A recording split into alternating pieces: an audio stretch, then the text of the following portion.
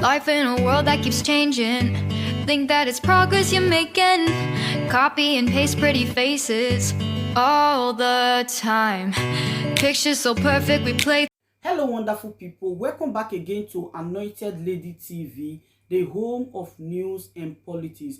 And we drop news every day, and we also react to every videos that comes our way. If it is your first time in this channel, you are highly welcome. Thank you so much for stopping by. And if you are returning subscribers, we appreciate you for your massive support, and we say may God richly bless you all for supporting this channel. And if you haven't subscribed, please kindly smash on the subscribe button, put on the bell so you get to know anytime we drop a new video. I have a video to present to you this very moment, and I will be watching that video with you. And after watching, let's drop our opinion constructively at the comment section, like our videos, and also share our videos if possible. Bye for now. It was reported that you had said no elections in Anambra State. Do you think that can be possible without bloodshed? How can you be bloodshedding when you're in your house sitting down and enjoying Ofensala on the 18th of November 2017? How is that bloodshed? When you said new elections, no referendum, how do you intend to make this happen? Are you going to declare that Biafrans sit at home on election day? Yes. Yes. There will be no movement. No cats, no dogs outside, no chicken, nothing. Okay. So, complete silence. If election is not allowed to hold within that window, it then means that a state of emergency, which we want averted, which Malami SAN, the Minister of Justice and Attorney General, hinted that will now come into force.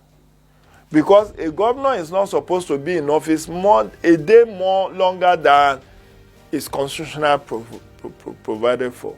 A lot of uncertainty hangs over the November 6th governorship election in Anambra State, as the insecurity in the southeast, particularly Anambra State, casts a shadow of doubt as to whether the election would hold or not.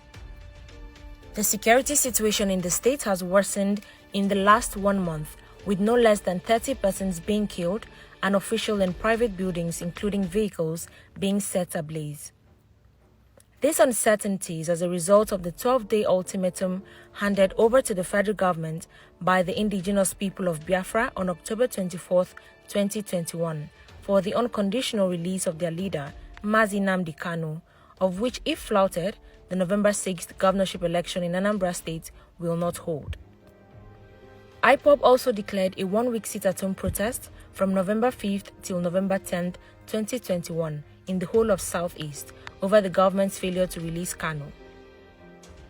This action means there will most likely not be an election in Anambra State, as residents have been warned against flouting the impending sit-at-home directive, stressing that doing so amounts to testing the resolve of the people on the Biafran project.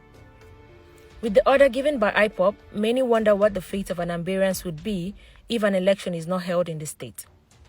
A political analyst, Jide Ojo, spoke with Roots TV on the need for an election to be conducted in the state. He said, even if they don't allow an election to hold, would they make would they just make Nnamdi Kanu to come and be the governor of Anambra? No. They need to think, they need to be smarter than that. You need to allow the process. Don't truncate it. Look at what has happened in Sudan. The civil populace were agitating for power sharing with the military, power sharing, since they ousted Omar al-Bashir. But what happened on Monday? Another counter coup has now happened. And this coup now is now sympathetic. The coupists are sympathetic, allegedly sympathetic to Omar al-Bashir. So sometimes don't push your luck too far. Because if they don't allow election to hold, election is constitutionally mandated. Section 178, Section 178 subsection 2 says election into the office of a governor must be held not earlier than 150 days and not later than 30 days to the expiration of the tenure of the last holder of office. What does that mean? If you count the day of swearing in of the new governor, you count it backward, 30 days. That's the maximum you can go. You don't yield the floor to non-state actors because they will be insatiable. Once they get the election postponed, in 2023, they will say no election in Southeast. In 2027, they will say there will be no election in Nigeria. And that would be bad for a sovereign state. Meanwhile, IPOB in a statement said they neither made any official statement nor called for the boycott of the Anambra election, adding that the order for total lockdown in the southeast has nothing to do with the Anambra election, but with the federal government's failure to release Mazi Nnamdi Kanu from detention. The group said shutting down the area for just 1 week to secure Kanu's permanent freedom is not such a high price to pay, since we have been enslaved and caged enough by the Fulani-controlled federal government of Nigeria and its allies. With the threats by IPOB and the violence happening in the state, political parties participating in the election were not able to campaign properly. The only party that officially flagged off its campaign is the All Progressives Grand Alliance, which did so successfully at Dr. Alex Ekweme Square in Awka, the state capital. The other two major parties, the People's Democratic Party and the ruling All Progressives Congress, had to suspend their campaigns because of threats from unknown gunmen. However, the chairman of the Independent National Electoral Commission, Mahmood Yakubu, has continuously assured voters in the state that nothing would derail the process, adding that the lives of voters will be protected. Inec is determined to proceed with the Anambra state governorship election as scheduled. The safety and protection of voters, our personnel, accredited observers, the media and materials are cardinal considerations in any election. We have been assured by the security agencies of a secure environment for the election. Also, the National Security Advisor, Babagana Munguno, has advised the citizens of Anambra State who are planning on disrupting the elections process not to, saying that any rogue element that decides to behave in such a manner will be brought to justice in accordance with the rules of those institutions.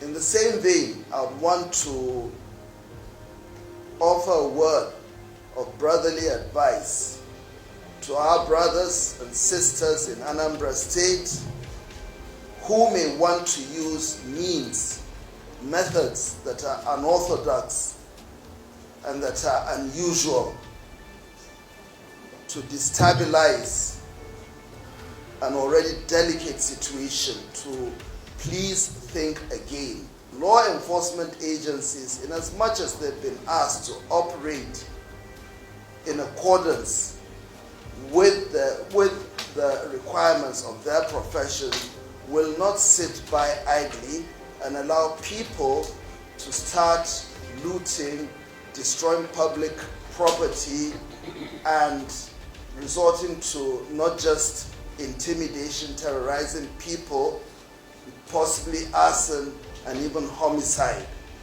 This will not be accepted.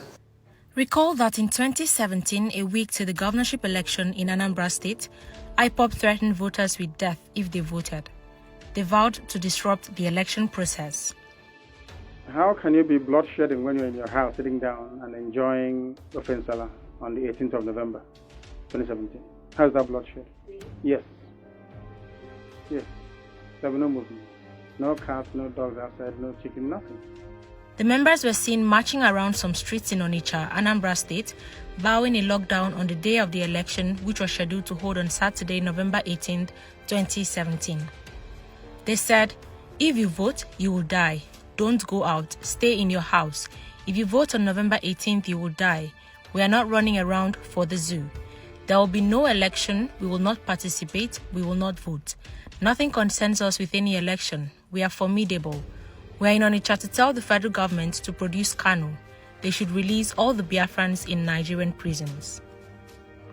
As a result of the death threat, there was a low turnout of voters, as less than a quarter of the total number of registered voters participated in the election.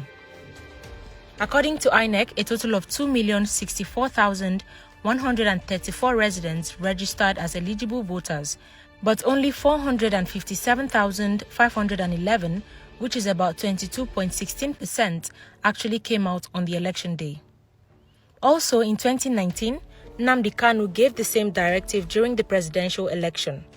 He said if the federal government does not agree to conduct referendum for Biafra, there will not be any form of election in the southeast during the 2019 general elections. He said, in 2019, the whole of Biafra land will not vote for any president. There will be no senator, there will be no House of Reps, there will be no House of Assembly, and there will be no councillorship elections in Biafra land if they fail to call for a referendum. However, after some days, he asked members of the separatist group to participate in Nigeria's general elections. Despite the IPOB leader urging people to vote, there was low voter turnouts in the states of the southeast, which are Ebonyi, Enugu, Imo, Anambra, and Abia states. The turnouts for Abia State for the presidential election in 2019 was 19.2%, for Anambra 26.2%, Ebonyi 27.2%, Enugu 23.3%, and Imo State 26.6%. Like the states of the South-South, the voter turnouts declined between 2011 to 2019, with Abia and Imo being the sharpest decline in the period. For the decline in the turnout of voters, many opined that it might be as a result of the declaration made by the IPOB leader.